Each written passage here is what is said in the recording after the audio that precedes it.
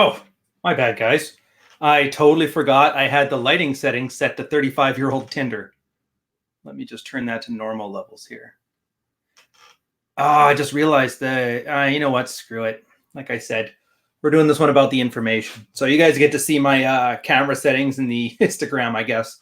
At least that's what it's looking like from the thing here. If you're wondering, a lot of people actually have asked for the streaming software. I'm using StreamYard. I've kept... It's really not that expensive, but I hate losing that logo because they're such a great program. I kind of want to advertise them. So I'm taking my time there on removing that by going for the paid version. I'll probably do that for this weekend though. For the gear I'm running, the camera is a Fujifilm X-T2. And the capture card is a Razer, what do they call that thing? Rip Razor Ripper or something like that. Anyway, it's not the Elgato. Where's the focus? The only thing I will say that's kind of annoying is if you're doing it solo and you don't have any person to set the focuses with you, it's a bit of a pain in the ass to set the distance. And great announcement we got going on right now. A shit ton of new Patreon supporters. Guys, welcome. If you haven't been here yet and you haven't seen these yet, this is the Patreon Q&A. Essentially every week, well, on the Patreon, for all you guys that have been supporting me getting all these YouTube videos out, I leave an open slate of questions. You can ask anything you want, and we answer them in here in the chat. Goes for an hour. I usually kind of tailor the answers so that way they lead to the hour, or they fill up the hour. And if we have extra time, I'll usually hit on some pet projects that I was looking forward to talking about. In this case, I think we got a good one. It's a bit shy on questions, and these ones are pretty straightforward. So it's going to be some fun little case studies we can go over anyway.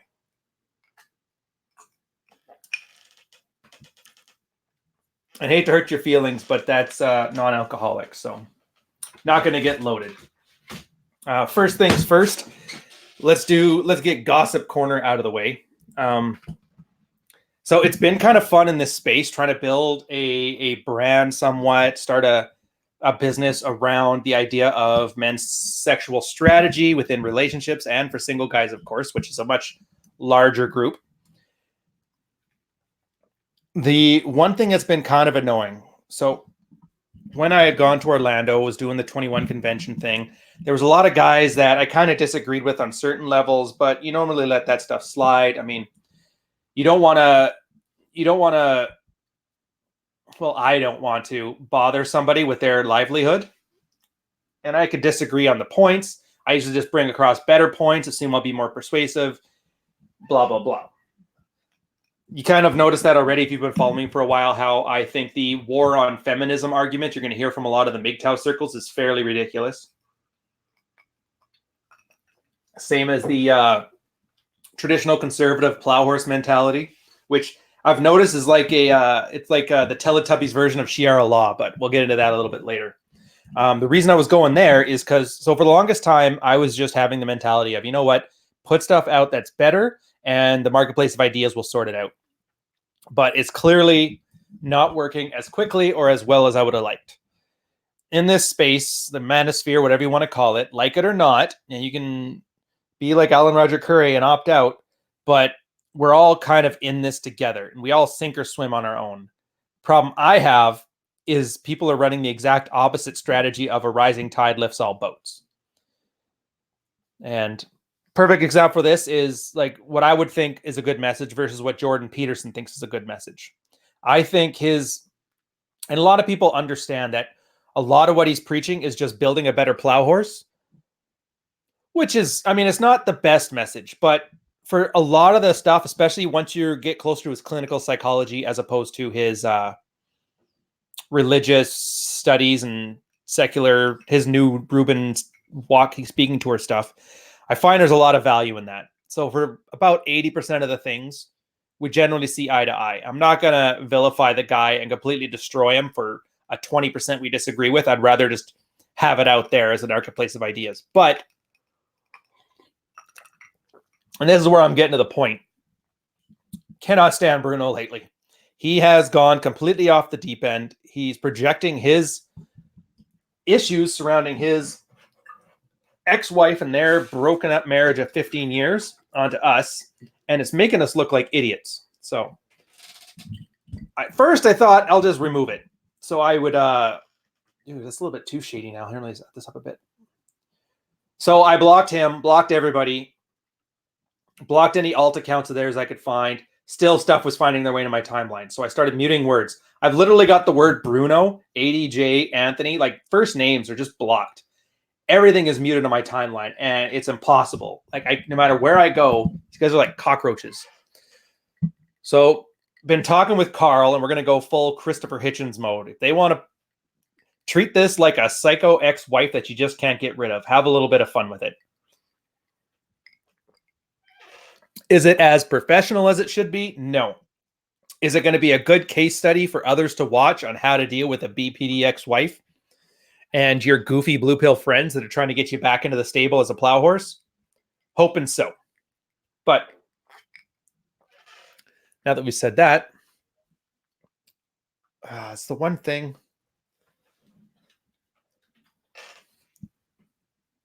Oh, good. So if you guys don't know, we've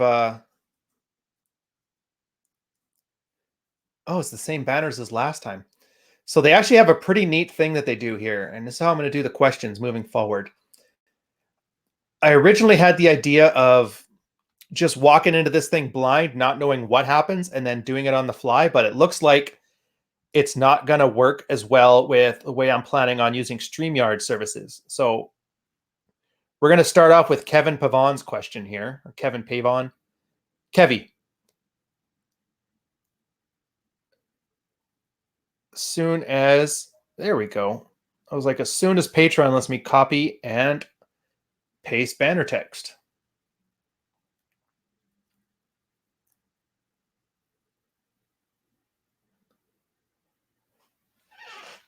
I think this is awesome, and I cannot wait to find out if there's any way to customize it. So we can add some. There we go. So first questions by Kevin. Can you give some examples of boundaries you have set in your relationship in regards to unique situations? The best example I could think of was the earlier one, and it was mostly financial. So this is probably going to be a problem a lot of guys have, where you're in a two income family. Most people are like that now. One income families are few and far between, and if you're in one of those, you're either exceedingly rich or exceedingly in the sticks. And this goes to the original point that Ian Ironwood made back in, I think it's 2011, 2012, where he walked guys through how praxeology of the dominant male. In other words, being a dominant male, why would you want to be? And the reasoning there was throughout human history, a male-dominated household was the general way that relationships worked. And they worked completely throughout history. The fact that we have female-led ones now is it's a bit of an outlier. I mean, there are some examples of chicks in mud huts that running the show, but I mean, we're talking about tech here. So they tend to be male-led. And the mechanism that male-dominated households used to run is by dominance through financial provision. So I put food on the table. That was the thing. Everybody respected him. He worked hard for the family. Girls earn their own money now, and increasingly so, they're earning more money. So the question then is, you got two answers you can give to that. One, how do we get women back in the kitchen and barefoot, which is the traditional conservative argument? I think it's completely ridiculous. Women aren't working because they don't want to work. They may not look like they're happy, but they're there because of incentives. And those incentives aren't going to go away, not because somebody's so gosh darn good at it. And so it's, how do you maintain dominance in a relationship when financial provision isn't the mechanism you use on it? And with these boundaries, honestly, and I keep preaching boundaries, it's going to be my version of lobsters, but you only have 3 tools to enforce your boundaries: your attention, your affection, and your commitment. So in this case, I'll use a financial example where we were spending, as we earned more, we were spending more. That was creeping up, and all it took was one financial hardship to set things back. And I'm not going back to that desperate financial situation. This would have been a lot of years back. And it was essentially one of those, you just have to put your foot down. Like, you have to be willing to completely nuke your relationship if it's that important to you. And girls kind of know this intuitively. If something's a deal breaker, they tend to break the deal over it. I wish I could say there was some magical set of tools I did, but honestly, it's just resolve. You just have to honestly believe that if there's something that you won't put up with in a relationship, you just have to say it. Like, I'm not going to put up with that. You're not telling a girl what to do. Girls can't be told what to do. You're not their dad. And even if you were, a lot of the times I've found, boys do this too, but mostly girls will spite you just to do the opposite, even if it's against their best interest, just because they don't want to be told what to do. So, KP, I just saw your thing there. I don't know if it got deleted. Just throw it in the chat here, and I'll make sure to get to it before the end. So for those boundaries, that was the big one for me, financial one. Set up a financial plan, do this thing. Now, and this is part, not so much something I learned from the red pill, but something I learned through the military, is that if you're giving somebody an order, you also have to get, and bear with me, I'm just saying, because that's how we learned it in the military. I'm not saying I'm ordering my wife to do anything, but when you're giving a squad an order, you also have to give them the means to carry it out. So if I have a boundary, in this case, financial solvency, prudence, that kind of thing, I also have to give the tools. That means we set up a budget. That means we hold people to account. Let's say, hypothetical here, that you're with a girl, she overspends, and her visa is well above what she should be spending in a month, and she's having troubles with it. You just confiscate it. Like, give me that visa. You take it, hold on to it, you keep it. There's tons of different methods there, and I don't want to go over the logistics, and this is going to turn into a talk about fiscal responsibility, which, I mean, there's a lot of guys that are better at it than me. I can just tell you what I did. For me, it's essentially, we just do all the numbers beforehand, keep it up to a number, and as long as that number doesn't go over, we're fine. Once the number is close to the end, we essentially just turn into hermits for the end. And that works. Even if we're earning more money, keeping that budget is good as income increases, so that way you're not using lifestyle inflation, and then that extra money can go towards building an empire, building more money, rental properties, those sort of things. It's better than buying a new tablet. But yeah, the result for me, a little bit of crying, but eventually everything just kind of worked out. She saw me as valuable enough to stick around, and so she, made sure not to cross my boundaries. It's the same as anybody does in a relationship. But that's the key. If you're not willing to nuke your relationship over these things, then they're not boundaries, and you shouldn't be talking about them at all. So I guess the best way to answer your question is, the result doesn't matter. The boundary is going to be enforced. As long as you have that resolve, it's going to be good. Now we're going to go back to the banner. We're going to deal with question 2. I love these things.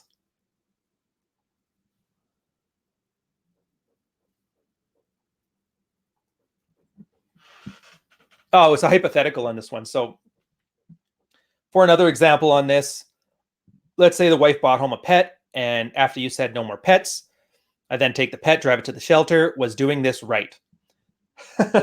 That's how we got our second dog, Hitchens. So we got our first dog, Chomsky. We bought him from an unlicensed breeder because that was the first guy we found who actually had a Nicky. And I got talked into the second one, and this kind of goes into where I decided to start doing boundaries about, fiscal responsibility and that. But the husband just sold the dog. Didn't tell the kids too. It was funny because we were talking about the dog, or talking about this. The kids are showing us all this great stuff you can do. And then we grabbed the dog and we walked out, and the kids started just bawling. It was awesome. But here's the thing. And Kev, I would suggest go reread When I Say No, I Feel Guilty again, because this is exactly the kind of stuff it talks about. Take the pet, drive it to the shelter, was doing it right. There is no objective, higher, right, and wrong, no single pathway here. It's what you do to enforce your boundaries and what you can live with. So 2 scenarios happen. 1, you get rid of the dog. Take it to the shelter, you sell it, whatever. Boundaries enforced, right or wrong. It's right for you. It's all that counts. The second option is you get bullied into that because it's so mean to put a dog into a shelter that you end up acquiescing and keeping the dog, in which case you don't have a boundary. Your boundaries aren't being enforced. And it's one of those 1,000 concessions that's going to turn you into a 10-year dead bedroom that ends up on the married red pill, complaining about how your wife won't fuck you. I know it's a big, long leap to get from A to B, but, no raindrop thinks it's responsible for the flood.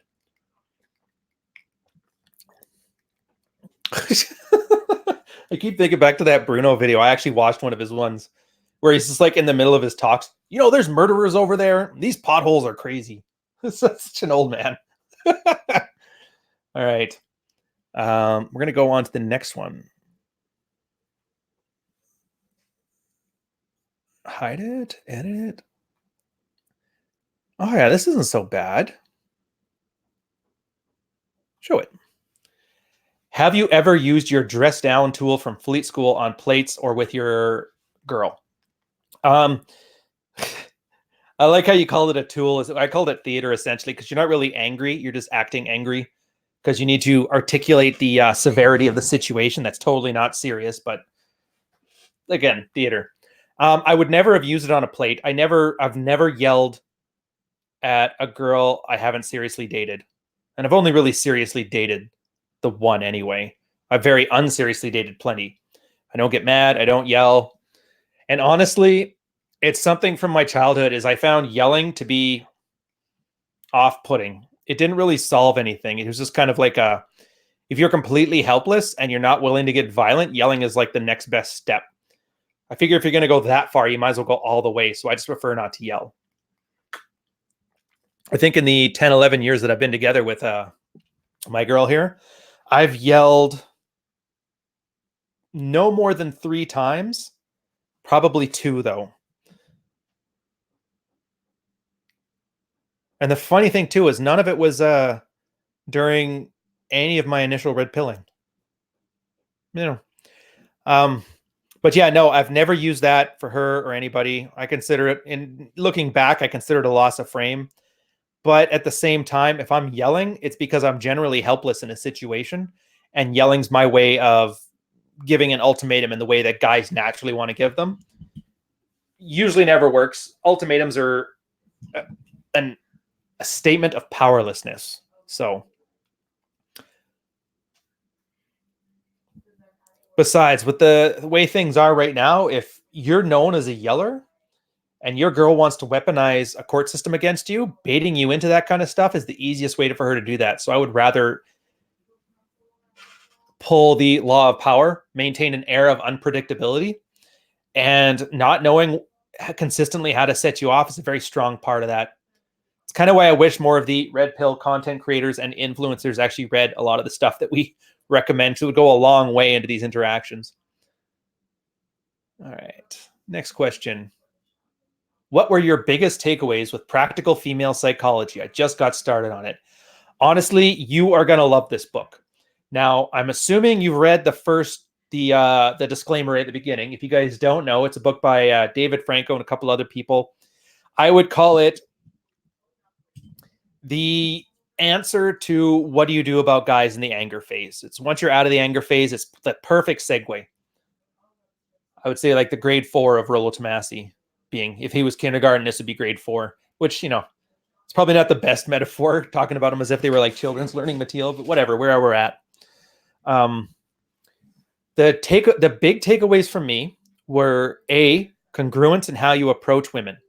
There's the provider and then there's the lover dichotomy. And too many guys put way too much, and this is why a lot of the single people in the red pill community refer to beta as bad. Because beta means comfort. And if you're looking for a short-term sexual fling, you don't want comfort. You want pure attraction. But for a lot of guys who are risk averse, not very skilled in game, they will walk forward with the intention of seduction, but they will have all the behaviors, the body language, and the speech of comfort. And so the one thing I like about it is how PFP gets a guy to actually start taking a look at how he acts, how he prevents himself, and which behavior sets he's using in a given situation to make sure they're congruent with his goals. He's essentially teaching guys how to be honest. And honest is more than about words. It's about body language. I actually kind of feel for girls because a lot of girls wouldn't mind a nice man like a good man, and not a good man in the way that, Pat Stedman and those retards think. I'm talking good man as in like makes her tingle and just makes her feel good. Because at the end of the day, that's where a girl's reality comes from. It stems from her feelings. If she'll crawl through broken glass to see you, then clearly what she wants, you have. And this also helps too, because I had a client the other day who was talking about this. He was very good at game. Notch count up to like 50. He had his entire life set up to be very good at night game and to a lesser extent day game. The problem was he was actually looking for a girlfriend or to settle down. And the advice on that's a whole other tangent. I don't want to get there. But the point for the sake of this conversation is keep those attraction triggers high, because without attraction, your foot's not in the door. But just start being more congruent with your wishes. So start acting with more comfort. Just a little bit. Dole it out. And this is the same concept of emotional investment that you do for attraction. Always give 2/3 of what she's giving you back. Like I said, if she hugs you, snuggles you, kisses you, and you just do a hug back. If she texts you 3 times, you text her 2 back. So you're still engaged in those beta behaviors like communication, comfort, buying dinner, flowers, all that crap, but you're not over investing and turning her off. But at the same time, you're focused mostly on your attraction. The second big takeaway, and this is the part I love, I usually, anytime I have a client for more than one session, at some point I get him to take his girl if he has one, or the plates if he doesn't, and give me their archetype. In this case, there was the 3 big ones I remember in there: the materialista, the good girl, and the adventurous. There's some crazier ones in there too, but I don't want to go into that.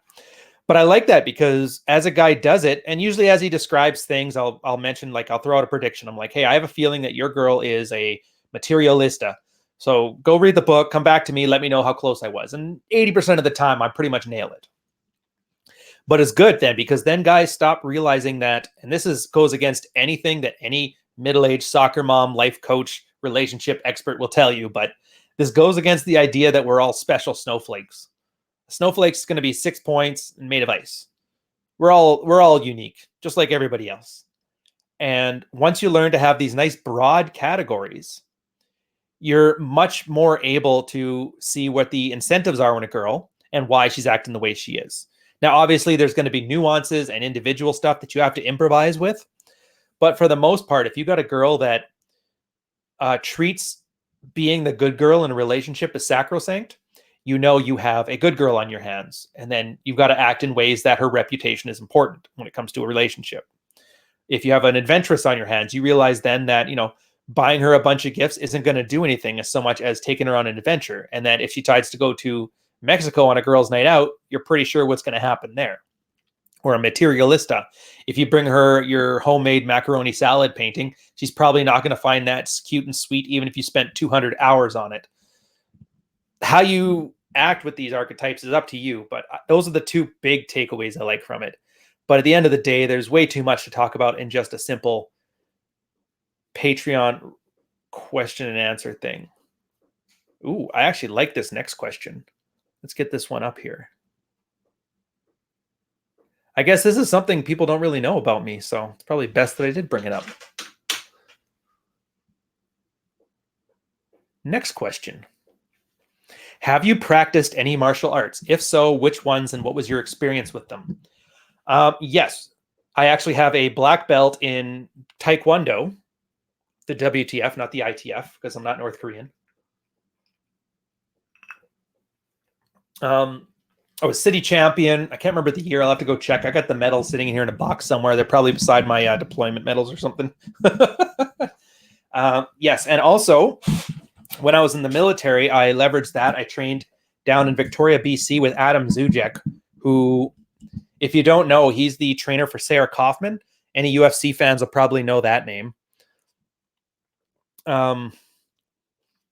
My experiences with them both. So the Taekwondo I loved. I never wanted to do martial arts for fighting. I figure if you're going to fight, first off, just have, in my redneck town, it was the funniest thing. Every time there was a baseball tournament, there was 2 scenarios. There'd be a white guy micking off at either a native guy or an East Indian. And 20 guys would jump the white guy, while 19 the white guys would say, hey, that's not fair. It's supposed to be one-on-one.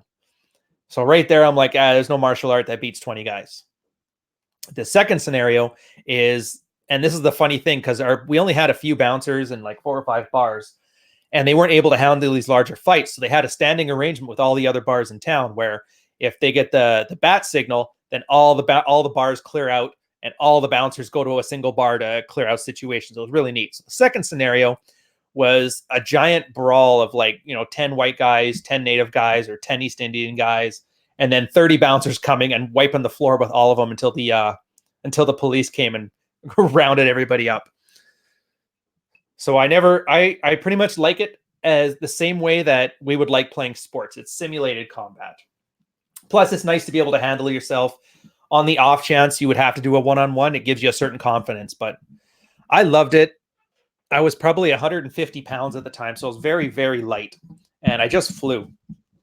And somewhere out there's a VHS tape, and if anybody can find it, it's in the North Thompson Valley in BC. I'm pretty sure nobody here is going to know what the hell that any of this stuff is, but it's a video of my championship match, my first tournament for the city championships. And I remember that I had danced a lot. My instructor kept telling me, like, stop dancing like a ballerina out there. Well, he used the F-bomb, but what you need to do is start planting your feet and getting more solid shots. I couldn't really do that, though. I kind of liked having the mobility. So what I ended up doing is I gassed the guy, and I could tell he was gassed when he started putting his hands on his knees and resting there from when he had distance. And I pulled a front turning, back spinning heel kick. Nailed him right across the head. It was awesome. And I remember I didn't even get to see how the hit landed, because as soon as my foot went back on the ground, the ref basically grabbed me in a bear hug and fucking threw me off. They thought I had knocked the guy out or killed him or something. They were all checking on him, and I guess all these guys that were down there thought it was the coolest thing, because for Taekwondo, a spinning heel kick is like, that's the move that everybody wants to pull. And if you can do a back turning spinning heel kick, it essentially looks like you're spinning on a top. So just that was fun. So I enjoyed it. I would recommend highly, if you get a chance to do it. Just don't think it's going to help you in a fight, because somebody's just going to tackle you and then club you upside the head. With MMA, I also liked it, but here was the thing. I was 200 pounds at that point, and we had set the class up into 2 weight categories: 190 pounds and under and 200 pounds and over. So I had to constantly go up against these 280-pound monsters. And I found out 2 things. One, big guys leave a lot of room to be able to squirm around them. So I didn't really have to build good position, because I could always work with that. And big guys tended to be sloppy. You wouldn't believe how many times I had to lay in bed for like a week because it hurt to breathe. When a 300-pound man drops onto your ribs with an elbow, it's just like, it just pulls the muscles in there. So I eventually had to quit because I was just getting too injured. And at the time I was in the military. The idea of me telling my boss that I may have to take a week off because my ribs hurt and it hurts to breathe, they're like, yeah, we need you to sail, so you're not doing this anymore. But that's fine. I have a few buddies that were still in there, still doing it. They're still training. And I think they're definitely in the amateur circuit. I don't know if they've gone pro. And I haven't seen Sarah since she won the championship back a couple years back. So I don't know what she's up to now. But yeah, my experience, generally good. I don't do that same stuff that guys do where they start treating them like being a badass because of it. I think it's a fun little hobby. It's just like, I would equate it to the same as those guys that shoot guns as a hobby. Those ones are fine. It's the ones that end up going and think that they're defending the Second Amendment at a Chick-fil-A. Those are the ones that get to me. But all right. Okay, KP, let me get to your question now. I'm going to go out of focus because I can't read from this distance.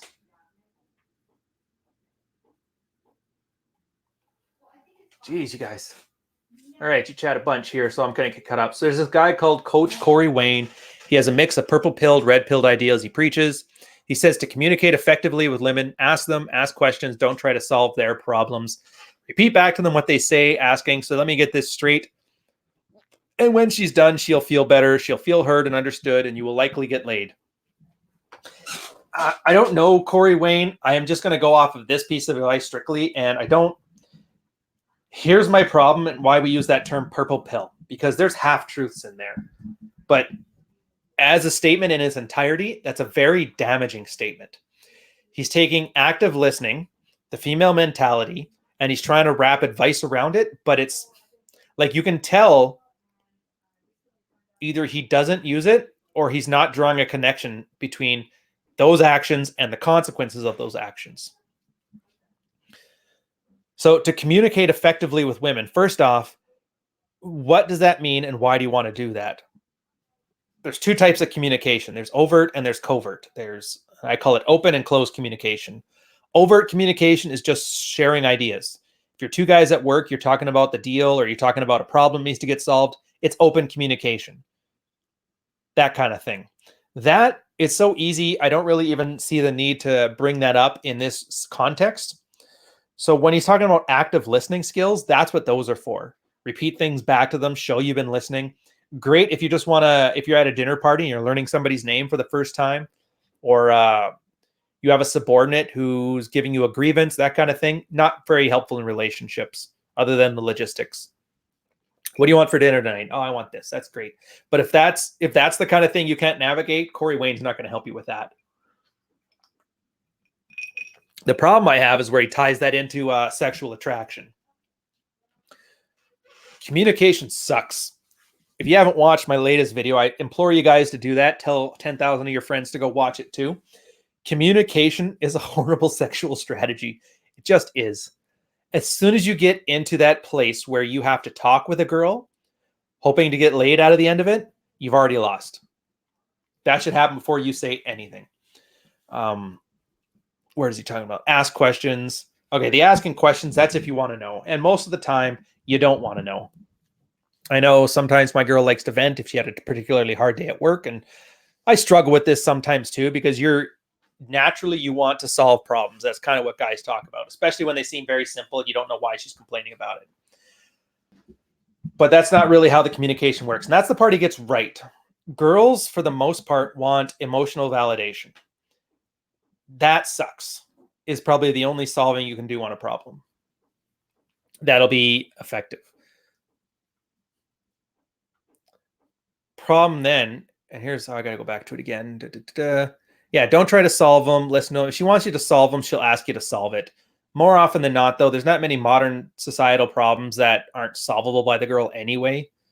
Unless there's a bear in the kitchen, then in that case, maybe go get a knife and deal with it. But so this whole let me get this straight and when we're done, she'll feel better thing. Yeah, it's cathartic to girls to vent. So you let them vent. You just reflect whatever emotions they're feeling back at her. It's that validation that she's seeking. So if she complains that somebody at work is being completely retarded, you're like, yeah, she is being retarded. It's the same as fogging. It's basic. Actually, it is. It's basically fogging. Reflect the emotions that are coming at you back to you. Don't take responsibility for them. So she'll feel heard. She'll be understood. You'll likely get laid. Completely irrelevant to this. But that's the problem now, because now he's having guys that are going to think about being active listeners and communicating better is going to get them laid. And it's just not a long-term strategy. If you're getting laid, it's completely tangential to that. You were going to get laid anyway. You could have been a downright asshole to her and it still would have. And then, so to follow up on your one, I have tried a few times and it worked like he says. It seems to be a mix of fogging, shut the fuck up, and asking for more questions about what bothers her. Here's the thing, though. I don't know how long you've been in your relationship for. I can't remember. You might have mentioned it earlier on, but my memory is not quite that good. If all you're doing is doing this emotional tampon stuff, it's not useful in the long term. So what I would suggest is if these venting things are happening, set a time limit on them. Good thing the old lady and I used to do is we had a 30-minute commute after work. We'd walk home because my work was before hers. So we'd walk together and then she'd park, go off to hers. So we had that walk home for her to vent about all the problems, all the complaints, that stuff, get out of the system. Once we walk through the door, don't want to hear about it anymore. By constantly being an active listener and emotional tampon, what you're doing is you're putting yourself as one of her girlfriends as opposed to her lover. And so being in a relationship, you want to give some comfort, but at the same time, You just don't want to be a sounding board to whatever problems she has. So it's no, I disagree that it's a long-term good strategy. Sure, it can work once or twice, but I would say the success of it is tangential, not, or it's correlation, not causation. All right. And then here's a nice one I like from KP. When I say no, I feel guilty has made me feel like I can stand up to anyone and act with impunity. Definitely my favorite book so far. Yeah, it's funny once you realize all those obstacles you put in your way from acting in ways in your own best interests. Once you get rid of them, it's like nobody cared.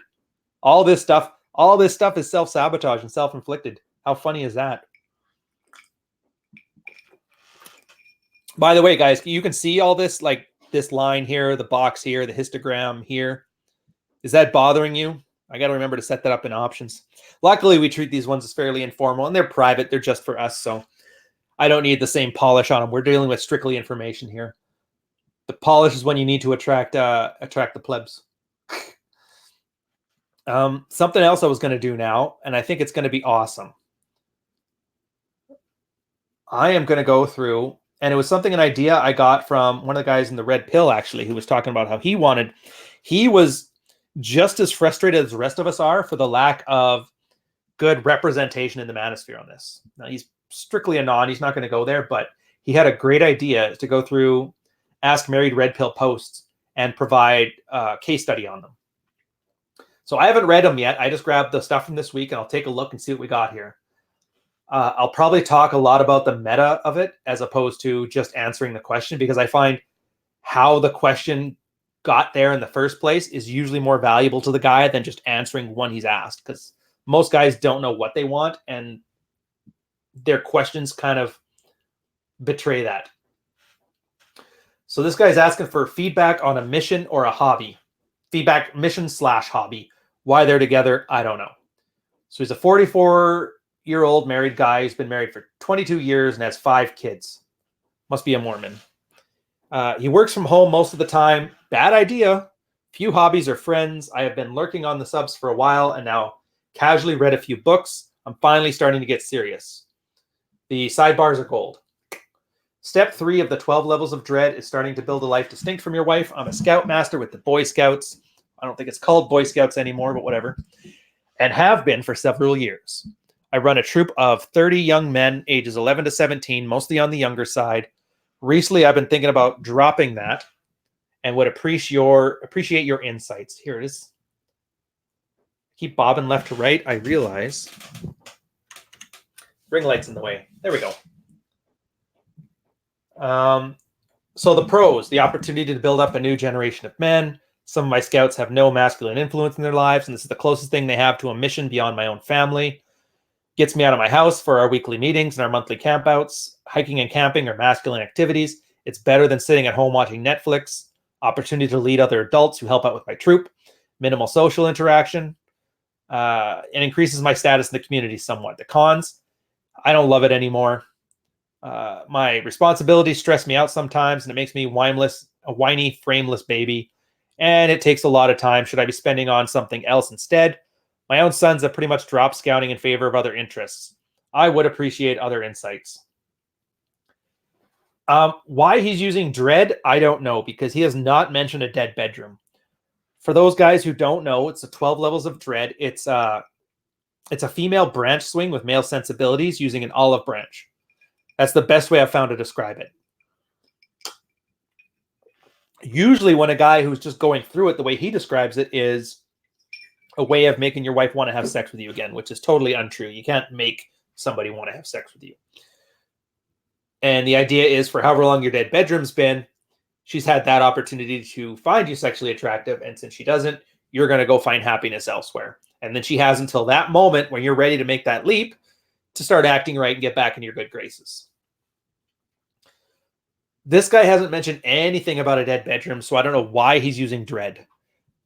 I don't think you shouldn't use it haphazardly like this. Like, don't use it if your wife is pregnant. She's very emotional back then, and these kind of things tend to backfire more than they should. And don't use it if you have a healthy sex life. What his issue has nothing to do with a mission, nothing to do with a hobby, Nothing to do with dread. He just wants he wants people to tell him what he's already decided. And I can already tell. When he looks up the pros, he talks about it as responsibility and doing what the married red pill guys told him to do. Horrible attitude, by the way. A bunch of random dudes on the internet can't tell you to do anything. You take responsibility. The cons, where he basically hates it, his kids aren't there, and he's stressed. So he obviously doesn't want to do it. I don't know what he's going to decide out of this. I haven't even read the bottom of this one, but I'm pretty sure the guys are just going to drop a couple F-bombs on him and bust his balls on this one. Yeah, see, here's the thing. The first one, like, Bobby Peru caught it straight off, too. It's like he already gave his answer, and now he's just looking for permission. This is... I'm trying to think of a euphemism I can use because I don't want to start using homophobic slurs on the chat, but it's this Catholic confessional type of male advice, and I really can't stand it. And it's very, very common where guys will essentially walk in, berate themselves in front of you, self-flagellate, and then tell you, okay, now call me a bundle of sticks. And it's some way of doing bad things, knowing you're doing bad things. In this case, I mean bad as in not in your self-interest or stuff you don't want to do. And then looking to get absolution from it so you can go back to doing it again because you've appeased your guilt, talked to the confessional, whatever. This is the part where I don't like, where people are treated as an authority. This is men swapping notes. It's not men being handed notes from above. So when you get to these points where if you're asking, is something right or is something wrong, or if you're basically putting a situation in front of somebody to make a decision for you, make your decision and then walk forward with concerns about it. So in this case, what he should have framed it as, first off, how old he is and how old his wife is doesn't matter at all. It was just about him doing a hobby there without having to justify it by saying he's doing it because of dread. Should I stop teaching Boy Scouts? What he should have said is, I'm going to quit doing the Boy Scouts, but my concerns are the social status, the complacency, and the doing the noble plow horsey thing for these guys that don't have role models. To which most people would suggest, hey, your kids don't even want to do it anymore. Try being a role model to them first. And then if you have something left, then worry about the rest. And it's funny because this is why we created the Ask Married Red Pill, because the main subreddit kept getting shit up with all these kind of questions that were very inane and very easy for the person to answer for himself. So we created this one as like a garbage fire. Everybody can throw whatever they want into there. And then for the guys who are actually using that Own Your Shit Weekly thread or talking to me or whatever, they use these as an opportunity to flex the stuff they've learned, since teaching is a much better retention tool than reading. Second one, oh, and I already know where this one's going. Career Beta looking for tips on maintaining frame without anger during early transformation. Right there, I can tell you he has no idea what Career Beta means, maintaining frame means, anger, or transformation, because he's got none of the above. Recently swallowed the pill, been working on my shit for 19 months. 19 months. I was less than 12. If you're doing this seriously, it shouldn't take you more than a year. Or a month for every year you've been in a relationship for. He's basically screwing up. And I guarantee you, if I go through this guy's posting history, he never pinged any of his ideas off of other men. He was just screwing around. Oh, he does have an own your shit post. You know what? I'm not going to go into that. I guarantee you there's going to be something that's going to be screaming at me, and we'll take this tangent. We're running short on time. I wanted to get through a few more of these. He's asking about the anger phase. He just found out about it. I just found about moving past the anger phase at 19 months in. First off, I guarantee he hasn't been doing this for 19 months. He may have known about the sub for 19 months. At least he didn't say 2 years. That's the standards. People say it's been 2 years. What does alpha and beta mean? So here's what he's doing about it. After 19 months, he finally bought No More Mr. Nice Guy. Good for him. I have the beginnings of a Morpheus relationship going. No idea what that means. Hits the gym at every opportunity. Tells me he doesn't have a program and he's just using fuck around itis. If you're hitting the gym haphazardly, you're not hitting the gym. You're wasting your time. Have a plan. That's why we also suggest Strongless 5x5, because it's the easiest thing that you can do without screwing up the gym. It's idiot proof. And Idiot. Practicing social interactions. He hesitates to call it game. This is like the most autistic way to describe being social and becoming more outgoing that I've ever heard. Buying things I need for my hobbies, blah, blah, blah. He's moving the needle at a huge risk of falling back. Like, he can't even talk about the stuff he's doing or going to do without talking about how he's already failing. At this point, like, stop thinking. Get out of your own head. This is one of the big reasons I hate things like philosophy and the God pill and all that crap, because he shouldn't be thinking. He should be working out and talking to people. He shouldn't be navel gazing about it incessantly. And worst off, he can't be thinking of these worst case scenarios because he knows he's going to screw it up. Just go screw it up. So what else can I do to maintain frame and avoid backsliding while moving beyond anger? First off, he hasn't done anything. Yeah, and I can go through these posts. Like, this guy is a mess. He isn't doing anything. He's acting like he is. He's doing what I would call New Year's resolution. You say, I have a frame, I've taken the pill, I'm doing these things, and then you get that same dopamine hit that you get from actually doing them without having to go through the effort. In 19 months, you should make amazing. You can completely flip your life around in 19 months. Yeah, he's just, and like I said, this is triage. There's some guys you can't help. It's also, and then triage means emotional investment. I would invest about as much into that guy's map as he invests in that himself, which is basically nothing. So he's going to flounder. Any help you tried to offer him, I guarantee he wouldn't do it. And he'd probably still continue asking for help because the process is what makes it feel like it's working for him. Don't be that guy. Don't eat paint. Next guy, need help setting a boundary. He's on mobile, so he'll make this quick. I hate this too. When guys write, this is like my biggest pet peeve, is the TLDRs, the too long didn't reads, and where you say you're on mobile, so you'll make it quick. You're not opening us. You don't need an opinion opener. This is a very passive form of communication. You put it in there, and when the guy sees the length of it, he knows how much time he has to invest. Just say what you're going to say. Stop assuming that the other guy's time is so valuable that you have to apologize. Like, a little bit of confidence on this one. Just start right into it.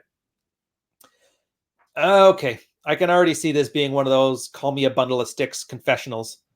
I was being a pussy and looked through some of the wife's text messages. I justified it as myself as trusting but verifying. He starts it off with a deer. I wouldn't classify it as sexting, but it was at least sexual flirting. That's sexting. I know who the other dude is, and they used to fuck around. He's also married with kids. Let me say in that swallowing, I've had to acknowledge the fact that my wife may have already cheated on me. I don't think so, but I'll never know. So here's the question. How can I make a boundary out of something I snuck in to find about like a little bitch? This, I don't think guys are catching on. Whoa, there we go. There is something I actually put on subreddit today when some guy was bringing up this giant philosophy argument about what is it? Logical consistency. Hold on a sec. There it is. Moral relativism. And this is another reason I completely hate philosophy once it starts getting into the red pill and sneaking in, because it's a giant word salad. I mean, it's well enough written, but then the problem is he's like, well, what defines good? What defines bad? And it's just a long way of saying, like, the rules apply to everybody or they apply to nobody. So if we're going to do philosophy, let's do it properly here. There it is. The Siege of Melos. And this is going to be my new go-to when people start acting about hypocrisy or inconsistencies in that. And it's the one statement from the Melian dialogue. The Athenians offer the Melians an ultimatum: surrender and pay tribute to Athens or be destroyed. The Athenians do not wish to waste time arguing over the morality of the situation because in practice, might makes right. Or, in their own words, the strong do what they can and the weak suffer what they must. Now, I don't want you to take this as a literal statement, thinking you have to dominate women there, you bitches, whatever. It's not where I'm getting at here. The only philosophic point you need to think is this helping me get what I want? And do I know what I want? So don't worry if... Now, here's the thing. If you're the kind of guy who's got suspicions, and you got to trust your gut on these things, your suspicions have been honed over millions of years. different evolutionary chains. And the guys who got good at telling when the kid wasn't theirs are the ones that ended up procreating more. So he had enough of a spidey sense to check the phone, and he found something. So I'll say this when it comes to snooping. We've had a bunch of guys go through this argument for years, and a bunch of guys who have done their field reports on it. So here's the findings that we found that tend to work for you. And this is the part you're going to sit down for. So when it comes to snooping on your girl's phone, the rule of thumb is go and do it once. Two reasons for that. I mean, if you don't have any suspicions, still go do it. Because one, you're going to find out what she actually thinks of you when you're not around. How women talk with their girlfriends and with their parents can sometimes be much more honest when they're talking with than when they're talking with you. That's especially true for a girl that doesn't have a high level of desire for you. In my case, I'm pretty sure my woman's about the same. Plus, she cusses at me all the time. So if anything, she probably speaks kinder of me when I'm not there. Yeah, so sometimes it's just nice to know where you stand. The second thing is do it if there's suspicions. But here's the thing, and this is the big part. We had one of our guy, I think his name was Brony or whatever. He kept moving the goalposts. So before you even start looking, you put in your head, what is it I'm looking for? How much evidence does this mean to count? So when you go on that phone, if you're like, sexting is good enough. If I want to see them talk about setting up a date, that's good enough. Whatever boundary you want to draw, pick it then and there before you even look. Once you look, you put it down, and then you deal with it. Do not confront your girl over it. All that's going to do is get her to do shaming tactics, getting angry at you for betraying her trust, and then otherwise shaming you into letting it go. And most guys do that, especially if you're the kind of guy who has the need to look through a girl's phone. So you keep your mouth shut and you do what you have to do. If she's cheating and she has a date set up on that thing, if you're and this is where you start working on the logistics. If you're in a at-fault divorce state, build up the evidence you need to prove in a court of law that, infidelity is happening so you can leave. If it doesn't matter, then it doesn't matter.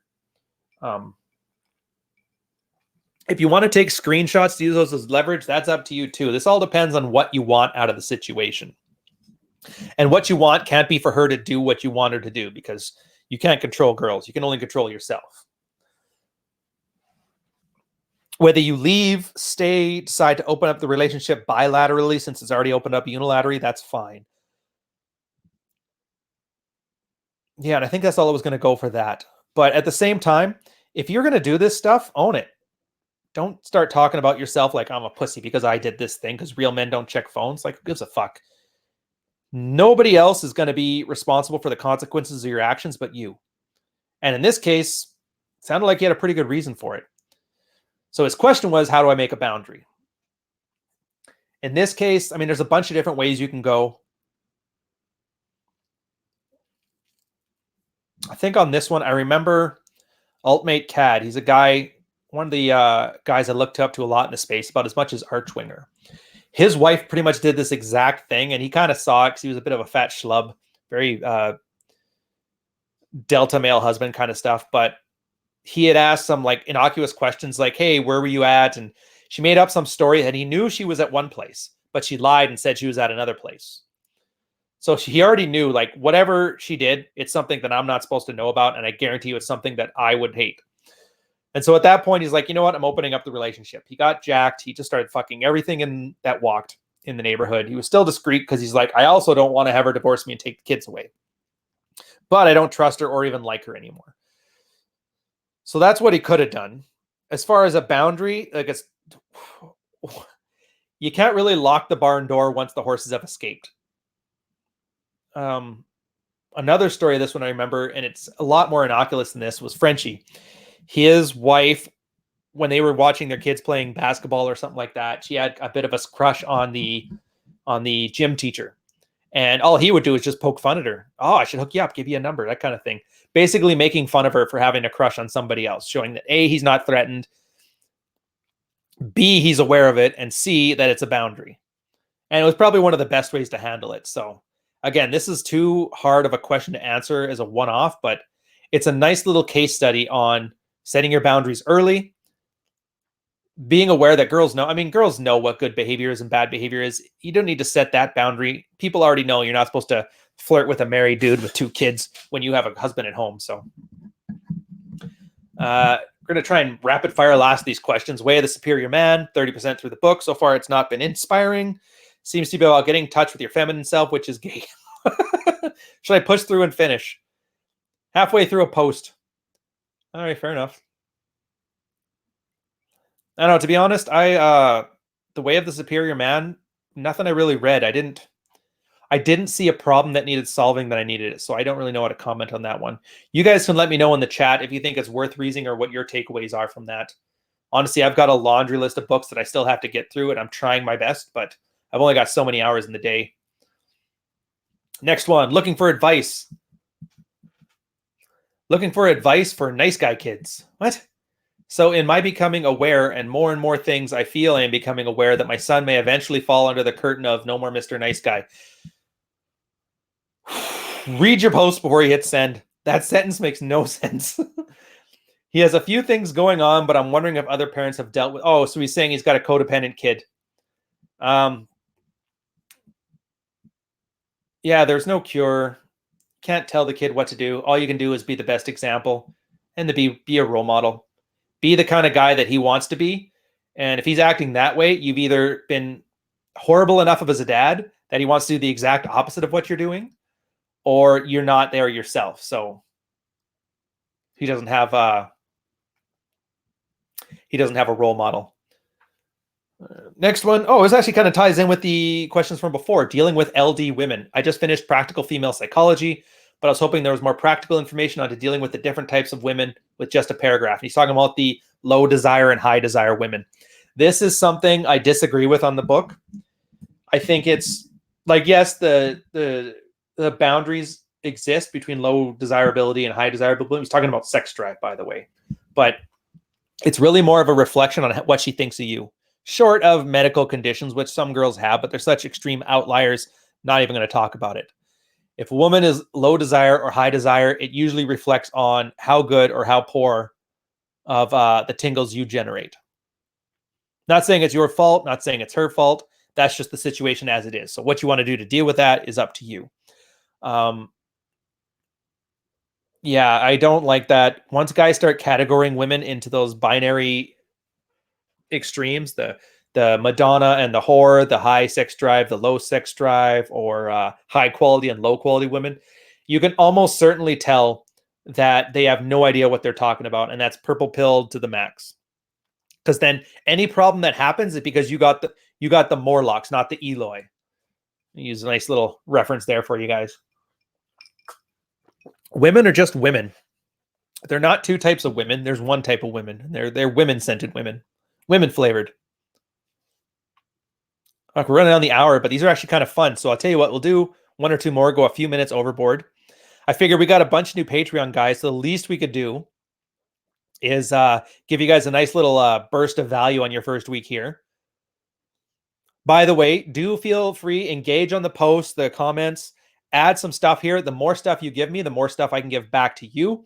Also, any ideas of additional stuff I can do to feed value to you guys, more than happy to do it. I had a dream where between me, Rolo, Carl, and the network of guys, we could essentially fill up an entire week's worth of programming, like a TV network of stuff that's valuable to you, especially on voice. That way you can do it while you're working out and we don't require full attention. So like I said, and I've got to get Red Mornings onto a podcast format so you guys don't have to watch it. You can just listen to it. So bear with me as I get some time carved out to do that. This guy's just talking about shit test passed. He was just bragging about how he passed a shit test, but wasn't a shit test. Next one, comfort test passed. All I'll say on that is when guys talk about passing comfort tests, if you're asking on the internet, it's not a comfort test. A comfort test isn't bitching at you. A comfort test isn't being angry and you having to placate her. A comfort test is a girl worried that she's losing the commitment of her man and looking for reassurance. So if you're not getting that, it's not a comfort test. Same as a shit test. A shit test is a way of making sure that those tingles she got were genuine by testing you. So if it's not flirting, If it's not immediately leading to sexual desire and sex, then it's not a shit test either. Sometimes these things are just disrespect. Field report. Don't want to go over, guys. Field reports. Tips for threesome game. Well, that's way more expensive than a 2-minute answer. Low T. Thoughts on steps to take. Get testosterone. See, a lot of these questions, this is the thing that always bothered me about these guys, is that these aren't even good questions. These things you could easily find out yourself with a Google search, but you want to instead monopolize everybody's time. And I don't know if it's the guy doesn't even know how to use Google, or if it's that clubhouse masculinity thing where they just want to be part of a club together and this is their entrance exam. But either way, in general, it goes a long way if when you have a question for somebody, you've done at least a bare amount of due diligence on your own. And then you come to them with, yeah, I've hit a snag here, or there's an obstacle preventing me from getting from A to B. What have you guys done in that place? It just shows that you're invested in the answer. But like I said, that's why we made the garbage fire, just to fit these two things in there. Last question, then we'll go on to this one. This guy's asking about Robert Glover, how it has the talk to your wife about the book thing. And it's the one thing that pretty much unanimously the Red Pill guys have decided is a bad part of his book. And I believe his newest edition, he actually removed that. I want to say I take a little bit of credit for that because when we had met in Florida, that was like one of the main things I brought up. Don't talk to your wife about your map. Doesn't need to know. It's not a secret. It's just none of her business. You don't take a shit in front of her. Don't talk about your map. It's counterproductive too, because was it my latest video where I joked about it? Where she'll think that you learned how to be a man from reading a book or watching a YouTube video. It's just like that. She needs to believe that your changes have come through you, and they do. But as soon as you start mentioning any type of third party, whether it be a book, a marriage counselor, a friend, as soon as you start mentioning that, you're offloading your role as the thing she looks up to, as the authority. You're offloading it onto that other person. And the thing about hypergamy is it can only really look up to one person at a time. So as soon as you start making something else other than you the authority in your life, that takes away a little bit of what makes you a man in her eyes, and it's counterproductive because what you want is that female desire and attraction. But I'll end on that one here. Like I said, guys, thanks for coming on this one. Don't forget, Saturday, we're going to be doing Red Morning. Going to have an awesome guest for you guys. If you don't know, it's going to be High Civ or Smeagol, Legal Smeagol. If you don't know him, it's a guy from Twitter. He's not hostile to the Red Pill, but he's not Red Pill. But an awesome guy, really switched on. I think we're going to have a blast. Carl and I have been looking to have him on for the longest time. After that, we're going to have Rule Zero. And I think they're making the topic vetting. So that might be a gin cast for you guys, because I'm going to go off on that crap. And then, as always, enjoy. And I will get, after I'm done with this, I'm going to set up the next Patreon questionnaire. Ping you guys. Make sure you throw your questions in there. Serious stuff. Make it as personal or not as you want. If you need anonymity and you don't want me to read out your username, just put a little mention on that one there. I'm probably just going to default to not reading out anybody's username then, even though these are private. Like I said, these are never going to be going public. These are strictly just for you guys and me, the small community in the Patreon. If you can think of like a clever name for it, like, I don't know, Clubhouse, Locker Room. If you guys are Lockies, I don't know. That's up to you. Anyways, I'll catch you guys next week.